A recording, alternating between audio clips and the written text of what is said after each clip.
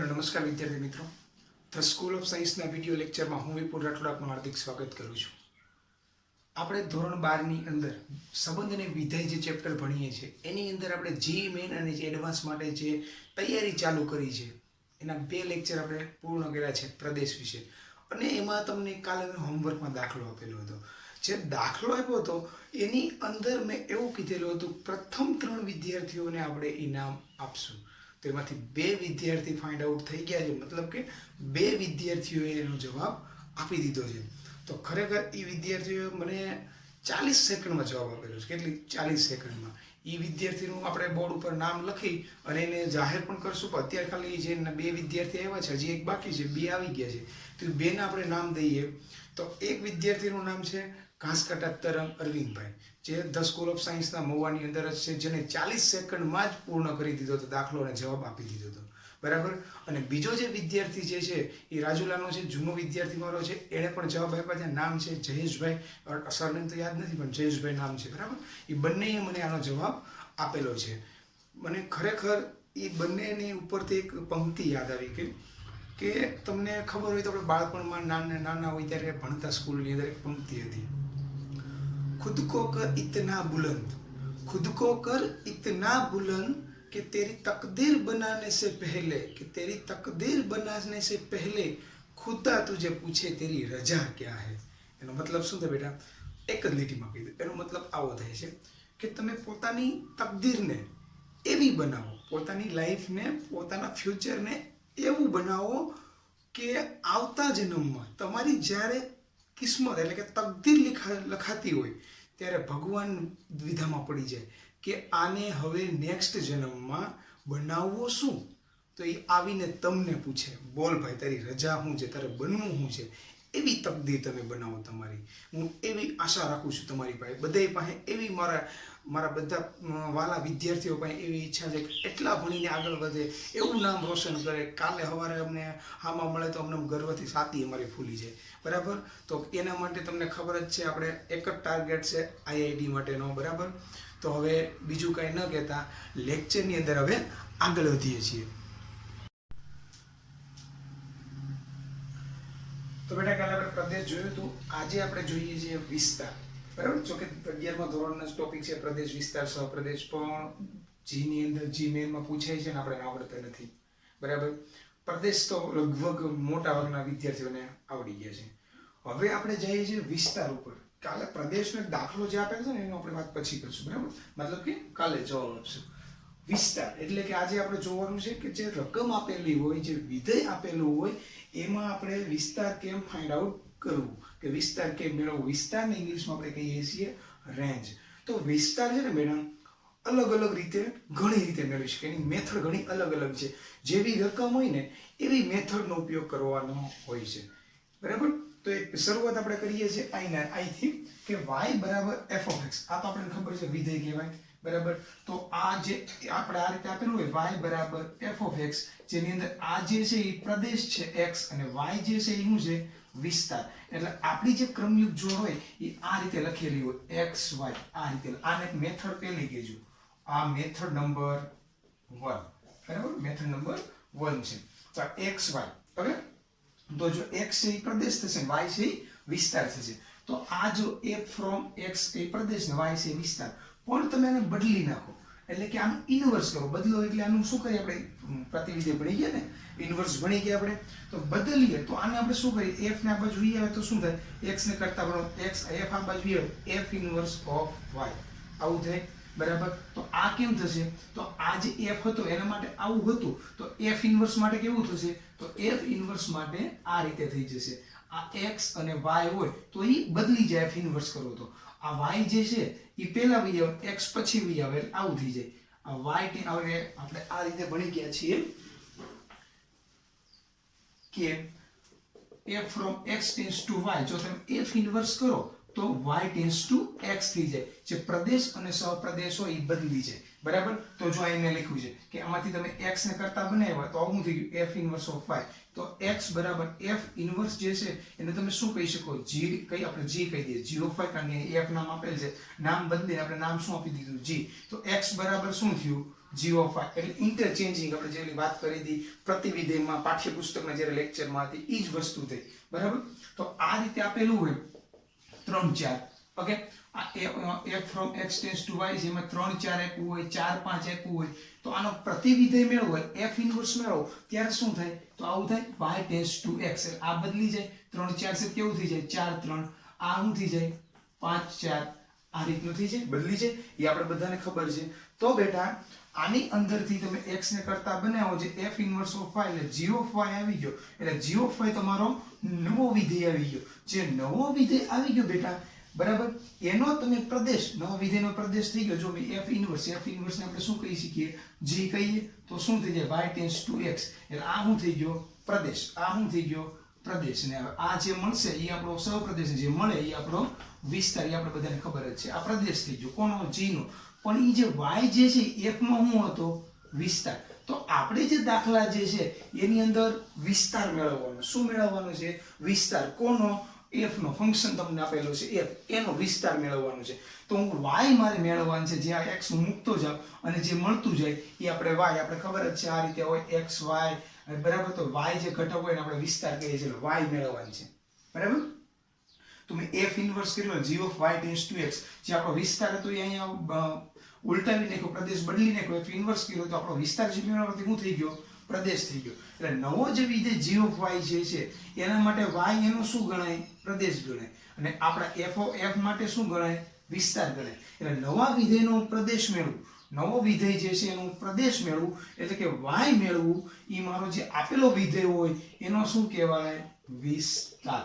તો આ એક રીત પેલી છે પેલી મેથડ છે ઇન્ટરચેન્જિંગ x અને y બરાબર કે y બરાબર f of x આપ્યું હોય તો આપણે x બરાબર g of y કરી નાખીએ. g of y જે છે y મેળવી લઈએ એટલે g of y નો પ્રદેશ છે પણ એ ગણાય કોનો f નો વિસ્તાર. આ પેલી મેથડ છે બરાબર. તો આપણે દાખલો જોઈ લઈએ અહીંથી.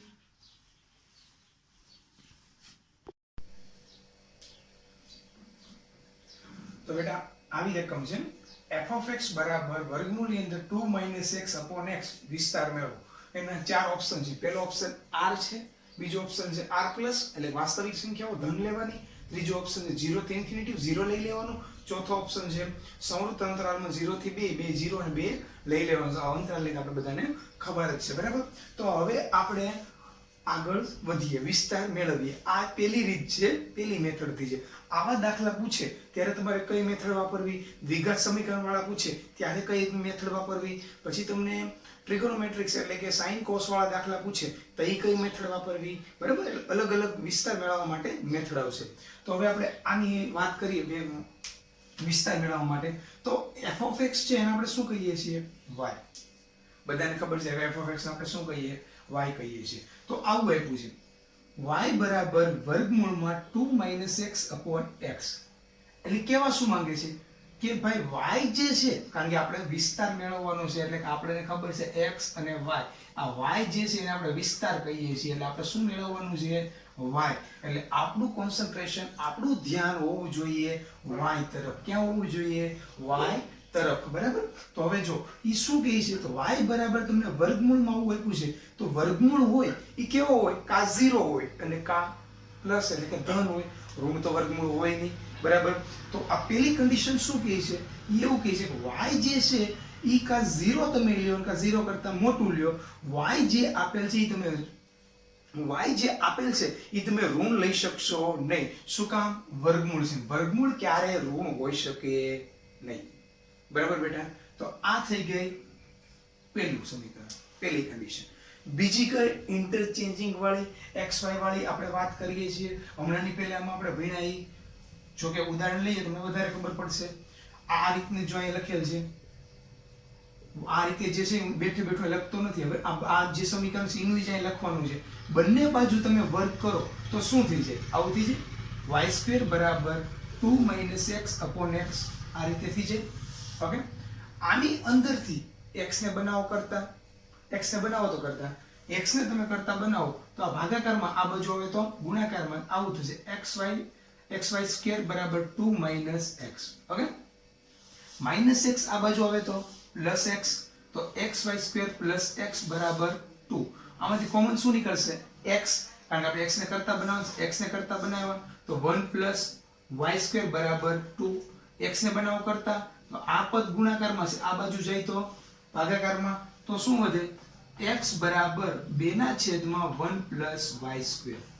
આ x ને બનાવ્યો કરતા આ બની ગયું સમીકરણ નંબર 2. બરાબર. તો હવે જો y², હવે પેલા અહીંયા શું હતું? y 0 કે 0 કરતા મોટું, એક સમીકરણ એક આવ્યું. બીજું કયું સમીકરણ? x બરાબર 2/y પ્લસ y². તો આની અંદર તમે શું મૂકી શકો y² ની જગ્યાએ? તો y² ની જગ્યાએ તમે કોઈ પણ રકમ મૂકી શકો, કોઈ પણ વાસ્તવિક સંખ્યા મૂકી શકો. એટલે આ સમીકરણ નંબર 2. શું કામ કોઈ પણ વાસ્તવિક સંખ્યા મૂકી શકો? કારણ કે ઉપર વર્ગ છે એટલે તમે ઋણ મૂકશો તો પણ ધન થઈ જશે. એટલે એકની અંદર ધન કોઈ પણ સંખ્યા ઉમેરો, કોઈ આંકડો જ આવે અને 2 ભાગ્યા કુમી આંકડો એટલે સમથિંગ રકમ મળે. છેદ 0 ન થવો જોઈએ, પણ અહીં છેદ 0 થશે જ નહીં, કારણ કે y² છે બરાબર. તો એ y ની અંદર તમે ઋણ સંખ્યા મૂકશો તોય વર્ગ છે એટલે શું કરી નાખશે? ધન કરી નાખશે. તો એકની અંદર તમે કોઈ પણ ધન સંખ્યા ઉમેરશો એટલે સમથિંગ તમને ગમે એ આંકડો મળશે. એ આંકડો જે મળે એ 2 ભાગ્યા એ આંકડો સમથિંગ તમે ગમે એ મળશે. એટલે છેદ ક્યારે 0 થશે નહીં. એટલે તમે y જે છે એ કોઈ પણ r, એટલે y belongs to r, એટલે કોઈ પણ વાસ્તવિક સંખ્યા મૂકી શકો. ઓકે. તો y તમે આ તમારો વિસ્તાર શું મળ્યો? y belongs to r. બીજો વિસ્તાર તમને શું મળ્યો? y greater than equal to 0. હવે જો સમીકરણ 1 અને સમીકરણ 2 બેયનું ઇન્ટરસેક્શન કાલે આપણે જોઈ ગયા, બેનો છેદગણ લેવાનો, બેયનું મિક્સઅપ થતું હોય ઈ તમારે લેવાનું. બાબુ કાલે પ્રદેશમાં જોઈએ ને, તો અહીંયા જોવું y 0 કે 0 કરતા મોટો, y belongs to r, બેયનું ઇન્ટરસેક્શન. તો હું આમ કહી શકું y બરાબર હું શું લઈ શકું? 0 કે 0 કરતા મોટું, એટલે આ રીતે રેખા દોરેલી હોય r એટલે શું થાય? બધું, આ બધું આવે, આ બધું આવી જાય, ધન ઋણ 0 સમય અસમય બધું. બીજું હું કહી છે 0 કે 0 કરતા મોટું, એટલે અહીંથી આ 0 કે 0 કરતા મોટું એટલે એટલું. તો ઇન્ટરસેક્શન કેટલું થયું? આટલું જ થયું, 0 કે 0 કરતા મોટું. બરાબર. તો હું આમ લખી શકું y બરાબર 0 લેવાનો ઇક્વલ ટુ છે ઇક્વલ ટુ તો લઈ લેવાનું 0 થી ક્યાં સુધી? ઇન્ફિનિટી સુધી. 0 થી લઈ અને ઇન્ફિનિટી સુધી, કારણ કે બેયનું તમે ઇન્ટરસેક્શન કરો, બેયનો છેદગણ કરો તો શું આવે? 0 થી લઈ અને ઇન્ફિનિટી સુધી. બરાબર. તો આનો જવાબ, એનો વિસ્તાર, તમારો જે આન્સર છે વિસ્તાર એ શું આવશે? 0 થી ઇન્ફિનિટી સુધી. આ સી ઓપ્શન આવશે. કયો આવશે? સી. જે તમે આની અંદર આ જે છે એનો વિસ્તાર તમને શું મળે? 0 થી ઇન્ફિનિટી. શું મળે? 0 થી ઇન્ફિનિટી. બરાબર. એવું લાગે તો વિડીયોને પોઝ કરી આ દાખલો આખો જોઈ લો. તમે ન સમજાય તો ફરીવાર તમે જાણ કરજો. બરાબર. તો ફરીવાર આપણે ચલાવી દઈશું. ઓકે. તો હવે નેક્સ્ટ દાખલા તરફ આપણે જોઈએ. તો હવે બેટા આપણે બીજી રીત જોઈએ છે. બીજી રીત કઈ છે? કે આપણે પહેલી મેથડ જોઈ ગઈ ઇન્ટરચેન્જિંગ વાળી, કે ભાઈ y બરાબર f of x હોય એમાંથી આપણે x ને કરતા બનાવી લઈએ, આપણે જોઈ ગયા. હવે કઈ રીત જોઈએ છે? તો આપણે હવે બીજી રીત જોઈએ છે, મેથડ બીજી, દ્વિઘાત સમીકરણ. જે દ્વિઘાત સમીકરણ એટલે આપણે 10મા ધોરણથી જ ભણતા આવીએ છીએ. આ રીતે આપેલું હોય y બરાબર ax² plus bx plus c. બરાબર. આ રીતે આપેલું હોય તો એની અંદર બેટા દ્વિઘાત સમીકરણની અંદર 10મા ધોરણમાં આવતું હતું અને આપણે બધાને ખબર જ છે કે આની અંદર જે x² નો ચલ a જે છે એ 0 કરતા મોટો હોય તો જે આલેખ એનો જે છે એ કી બાજુ આવે? ઉપરની તરફ ખુલે.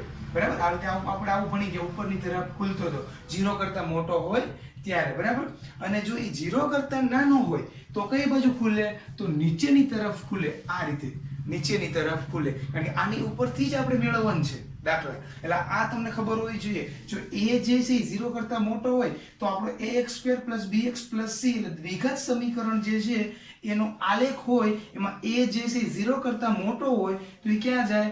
ઉપરની તરફ ખુલે. અને જો એ 0 કરતા નાનો હોય તો શું થાય? નીચેની તરફ ખુલે. બરાબર. તો હવે આપણે આની અંદર આટલી વસ્તુ ખબર પડી ગયા પછી શું યાદ રાખવાનું? તો આપણે સંકલનના ઉપયોગ, બરાબર, અને સાંકળો એની અંદર આપણે આવી ગયા હતા કે પરવલયનું શીર્ષ બિંદુ ને એ બધા XYZ બધી વસ્તુઓ આવતી હતી. બરાબર. તો હવે આપણે જોઈએ છીએ અહીંયા આ પરવલય જેવો આકાર તમને દેખાય છે, એનો જે બિંદુ છે, બરાબર, શીર્ષ બિંદુ આપણે જે કહીએ બિંદુ જે છે એ બિંદુની અંદર આ બિંદુ હોય, અહીંયા હોય, આ બાજુ અહીંયા હોય. તો અહીંયા હોય તો એને યામ મેળવવા હોય તો એના યામ આપણને શું મળે બેટા? તો એના યામ આપણે ને બેટા માઇનસ બી ના છેદમાં 2a અને બીજું યામ કેવું મળે તો માઇનસ ડી ના છેદમાં 4a. આ વસ્તુ યાદ રાખવાની છે, બરાબર બેટા.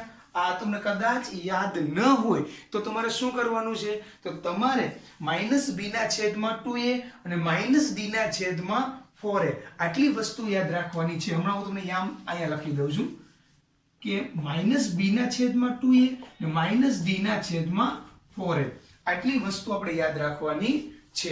ઓકે, તો આ યામ યાદ રાખી લ્યો એટલે તમારું દ્વિઘાત સમીકરણ જે તમને આપેલો હોય ઈ દાખલો તમારો પૂર્ણ તરત જ થઈ જાય ઉપરથી, પણ તમને ઈ યામ યાદ હોય તો. ઓકે, તો આપણે હવે જોઈએ આ રીતે છે. હવે આપણે મેળવવાનું શું, બધાને ખબર છે આપણે શેના માટે કરીએ છીએ, વિસ્તાર માટે.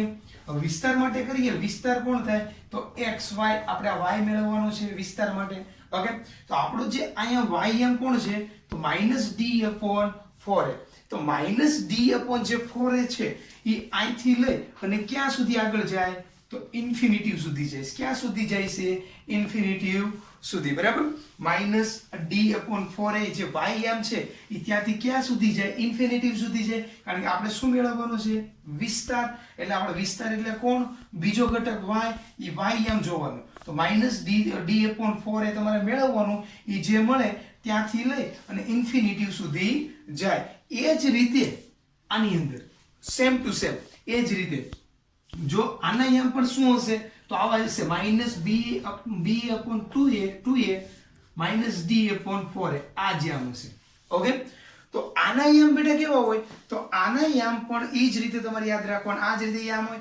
આનું પણ તમારે y મેળવવાનો છે એટલે y યામ જ લેવાનો. તો એ ક્યાંથી આવે તો નીચેથી આ રીતે y સુધી આવે. તો નીચેથી આવેલ ક્યાંથી આવે તો એ આપણે ખબર હોય નહીં આંકડો, તો આપણે શું કહીએ, -ઇન્ફિનિટી થી આવે. ક્યાંથી આવે, -ઇન્ફિનિટી થી ક્યાં સુધી આવે, આ y યામ સુધી. આપણે y યામ જ શું કામ લીધું, y યામ જ એટલા માટે લીધું બેટા કે વિસ્તાર જે છે એનો બીજો ઘટક છે y, એને આપણે વિસ્તાર કહેતા હોઈએ છીએ. એટલે આપણે એમાં શું મેળવવાનું હોય, y મેળવવાનું હોય, બરાબર. તો હજી એકવાર આપણે ફરીવાર આની આ જ ટોપિક ઉપર અને આની આ જ વસ્તુ હજી તમને એકવાર કહી દઉં છું, કારણ કે મોસ્ટ ઇમ્પોર્ટન્ટ આ વસ્તુ છે, બરાબર. જો a છે એ 0 કરતા મોટો હોય તો આલેખ તમારો આ બાજુ આવશે, ઉપરની સાઈડ ખુલશે. તો એના યામ શું આવશે, -b/2a -d/4a. તો આપણે y મેળવવાનો હોય, વિસ્તાર છે એટલે એનો y યામ લેવાનો હોય. એ y યામ લ્યો એટલે ક્યાં સુધી જાય તો ઇન્ફિનિટી સુધી જાય. ક્યાં સુધી જાય, ઇન્ફિનિટી સુધી, બરાબર. હવે ઇન્ફિનિટી સુધી જાય એટલે આ y યામ થી લઈ અને ઇન્ફિનિટી સુધી. એ જ રીતે બેટા જો a જે છે 0 કરતા નાનો હોય, બરાબર, તો હવે આ જ રીતે a છે 0 કરતા નાનો હોય તો નીચેની તરફ ખુલે. એના યામ પણ આપણે જે આ યામ છે એ જ યામ રહેશે, -b/2a -d/4a. એ ક્યાંથી આવશે તો આ બાજુ ઇન્ફિનિટી -ઇન્ફિનિટી થી ક્યાં સુધી આવશે, આ y યામ સુધી આવશે. જો તમને આ કોન્સેપ્ટ ખબર પડી જાય, બરાબર બેટા, આ કોન્સેપ્ટ વિશે તમને બધી માહિતી મળી જાય તો તમે દ્વિઘાત સમીકરણ વાળો કોઈ પણ દાખલો આપ્યો હોય એનો વિસ્તાર તમે હાવ આરામથી ગણી શકો, સાવ સહેલી રીતે ગણી શકો. ક્યારે કે જ્યારે તમને આનો કોન્સેપ્ટ ખબર હોય ત્યારે. ઓકે બેટા, તો આપણે આ વસ્તુ યાદ રાખવાની, મેન તમારે યામ યાદ રાખવાના છે -b/2a અને -d/4a. આટલી વસ્તુ યાદ રહી જાય પછી આપણે દ્વિઘાત સમીકરણના દાખલા જોઈએ. તો એવું લાગે તો વિડીયોને પોઝ કરી ફરીવાર તમે જુઓ, પણ આ વસ્તુ યાદ રાખી લો પછી આપણે દાખલા જોઈએ, બરાબર બેટા. તો બેટા હવે અહીંયા મેં દાખલો આપેલો છે f(x) = 2x² - 5x + 3. એનું તમારે વિસ્તાર મેળવવાનો છે એટલે આપણે આને કહીએ y. જો હમણાં મેં જે તમને કીધી હતી એ રકમ જો તમને મતલબ કે થિયરી જો તમને યાદ હોય તો ફટાક નારાનો દાખલાનો જવાબ આવી જાય. જો થિયરી યાદ હોય તો તમારે આના માટે એટલી બધી માથાકૂટ કરવી પડે નહીં, બરાબર બેટા. તો હવે આપણે જોઈએ તો અહીંયા પહેલા આ જુઓ, આપણે પહેલા ax² - bx + c આ રીતનું દ્વિઘાત સમીકરણ હોય. a કેવો હોવો જોઈએ, કા 0 કરતા મોટો હોય ને કા 0 કરતા નાનો હોય, બરાબર. તો આપણો જે a છે કેવો છે, 0 કરતા મોટો. જો તો b જે આપ્યા એ કેવા છે, b 0 કરતા મોટો. તો આપણો જે આલેખ આવશે એ આપણો આલેખ કેવો આવશે, તો આપણો આલેખ બેટા ઉપરની તરફ ખુલશે. કઈ બાજુ ખુલશે? ઉપરની તરફ. તો જો આ રીતનો થયો આલેખ. ઓકે, તો હવે અહીંયા યામ શું હતા? મેં તમને કીધું હતું યામ યાદ રાખી લેજો, કીધું હતું બરાબર. તો શું યામ હતા? -b/2a અને -d/4a આવા યામ હતા બરાબર. આ વસ્તુ યાદ રહી ગયા પછીની જ વાત છે. ઓકે, તો આપણે હવે શું મેળવવાનું? વિસ્તાર એટલે કે y, એટલે આ યામ y એટલે કોણ? આ યામ ત્યાંથી લઈ આપણે ખબર ક્યાં સુધી જાય? આ ઇન્ફિનિટિવ સુધી જાય. ઓકે, તો આના આપણે આ જે છે y યામ છે, આ જે x યામ છે, y યામ કેમ મળશે? -d/4a. ઓકે, ઈ મેળવો એટલે તમને શું મળી જાય? y યામ. ક્યાં y યામ ક્યાંથી ક્યાં જાય છે? તો y યામ ઇન્ફિનિટિવ સુધી જાય છે. ઓકે, તો પેલા y યામ તમારે મેળવવો પડશે. તો y યામ આપણે મેળવીએ તો જો y યામ માં શું છે? -d/4a. -d 10મું ધોરણ યાદ કરો. 10મું ધોરણ શું હતું? તો -d આવું હોય તો માઈનસ તો છે જ. b² - 4ac છેદમાં 4a. ઓકે, તો હવે તમને આ વસ્તુ જે છે એ ક્યાંથી મળશે બધી? તો જો a એટલે આ, b એટલે આ, c એટલે આ, એ બધી વસ્તુઓની અંદર આપેલી હોય જ છે. ઓકે, તો હવે આપણે જોઈ લઈએ. જો આ -b² એટલે આ, એટલે -5 નો વર્ગ કેટલો થાય? 25 - 4ac. 4a એટલે કેટલા? 2 અને c એટલે કેટલા? 3. ઓકે, અને છેદમાં 4a એટલે કેટલા છે? 2. સાદુરૂપ આપી દઈએ. માઈનસ તો હતા જ. 25 - 3 દુ 6, 6 × 4 24 છેદમાં 4 દુ 8. હવે જો તો -25 માંથી 24 જાય તો કેટલા વધે? 1/8. તો તમારો y યામ શું આવ્યો?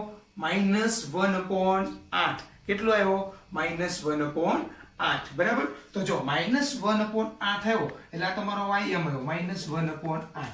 તો ઈ આ x યામ જે પણ હોય તો -1/8 થી તમારો વિસ્તાર કેટલો થયો? ઇન્ફિનિટી સુધી. તો તમારો જવાબ શું આવે? તો તમારો જવાબ આવો આવે કે -1/8 થી લઈ અને ક્યાં સુધી આપણે જવાનું? ઇન્ફિનિટી સુધી. ક્યાં સુધી જવાનું? ઇન્ફિનિટી સુધી. એવું લાગે તો હજી આપણે વિડીયોને ફરીવાર દાખલાને જોઈએ. તો આપણે બીજી વાર આનો દાખલો જોઈ લઈએ. મેં આ ઓપ્શન આ વખતે લખી નાખ્યા. પહેલો ઓપ્શન શું આપ્યો છે? r પ્લસ એટલે વાસ્તવિક સંખ્યાઓ લેવાની ધન. બીજો ઓપ્શન શું આપ્યો? 3 થી ઇન્ફિનિટી. ત્રીજો ઓપ્શન શું આપ્યો? -1/8 થી ઇન્ફિનિટી. તમારે અહીંયા દ્વિઘાત સમીકરણ હોય એટલે આપણે એને y(x) એટલે આપણો y જ ગણાય બરાબર. તો આપણે શું કરવાનું છે? તો આપણે આલેખ વાળું મેં તમને કીધું હતું -b/2a -d/4a ઈ જ યાદ રાખવાનું છે. ઓકે, તો આપણે જે આલેખ હતો ઈ જ રીતનો આલેખ. 2a આ 2 એટલે 0 કરતા મોટા છે. આપણે જે a કહીએ એ 0 કરતા મોટા એટલે ઉપરની તરફ ખુલશે બરાબર. એટલે અહીંયા તમે જો તો યા -b/2a આવશે -d/4a આવશે. તો y યામ આપણે લેવાનો છે. ક્યાં સુધી જવાનું છે? ઇન્ફિનિટી સુધી બરાબર. આપણે બધાને ખબર છે. તો હવે જો -d/4 ની હમણાં ગણતરી આની પહેલા ગણી તેનું થોડીક સ્પીડમાં કરી નાખું છું. તો માઈનસ જો અહીંયા જો લખી નાખું, અહીંયા લખું છું કે -d/4 તો આની ગણતરી આવી હતી -25/24/8 એટલે -1/8. આ જે y યામ તમારો શું આવી ગયો? -1/8 બરાબર. તો જો -1/8 આ યામ છે એ કેવો આવ્યો? -1/8. ત્યાંથી લઈને ક્યાં સુધી જઈશ? ઇન્ફિનિટી સુધી. તો તમારે અહીંયા હું શું લખી શકો? તો -1/8 થી લઈને ક્યાં સુધી? ઇન્ફિનિટી સુધી. અને જો આ 0 કરતા નાનું હોત તો શું આવત? તો આ રીતે આવત. -ઇન્ફિનિટી થી સમથિંગ જે પણ આવત એ રીતે આવત બરાબર. તો આપણે શું થયું? -1/8 થી લઈ ક્યાં સુધી? ઇન્ફિનિટી સુધી. ઓકે બેટા, તો આવો ઓપ્શન ક્યાં છે તમારા ઓપ્શનની 4 ઓપ્શનમાં? તો જો ત્રીજો ઓપ્શન તમને C દેખાય એમાં લખ્યું છે -1/8 થી લઈ અને ઇન્ફિનિટી સુધી. ઓકે બેટા, તો આજે આપણે બે રીત જોઈ. કેટલી રીત જોઈ? બે. અને બે રીત તમને સમજાઈ ગઈ હશે બરાબર. પહેલી રીત કઈ હતી? તો આપણે વિસ્તાર ઇન્ટરચેન્જિંગ વાળી y બરાબર f(x) એમાંથી x બરાબર g(y) બરાબર x ને કરતા બનાવવાની ઈ રીત હતી. એવો દાખલા ઈ રીતના જે મેં તમને એક દાખલો કરાવ્યો એવા દાખલા પૂછે ઈ રીત વાપરી જેથી આપણે થોડોક સ્પીડમાં જવાબ આવી જાય. અને બીજી રીત કઈ હતી? તો દ્વિઘાત સમીકરણ વાળી હતી. ઈ મેં તમને અત્યારે કીધી કે આ રીતની રીત છે દ્વિઘાત સમીકરણ વાળી, જેની અંદર મેં તમને દ્વિઘાત સમીકરણ સમજાવી દીધું. આલેખથી દાખલો કેમ ગણવો બરાબર. પણ હજી આગળ ટ્રિગોનોમેટ્રિક્સ એટલે કે ત્રિકોણમિતીય વિધેયો આવે દ્વિઘાત સમીકરણમાં, ત્યારે પણ તમારી પાસે આ રીત તો હોય જ, પણ બીજી અલગ રીત પણ હોય છે. આની સિવાય તમે હોલ સ્ક્વેર કરી એટલે પૂર્ણ વર્ગવાળી રીત પણ ગણી શકો છો. બરાબર, એ આપણે જોશું આની અંદર. પણ નેક્સ્ટ મતલબ કે એવો દાખલો બીજો આવશે ત્યારે એ રીતથી ગણશું. ઓકે, તો અહીંયા સુધી આજે આપણે રાખશું. બધા વિદ્યાર્થી મિત્રોને વ્યવસ્થિત રીતે સમજાઈ ગયું હશે અને બધાને આવડી ગયું હશે એવી હું આશા રાખું છું. થેન્ક યુ વેરી મચ બેટા.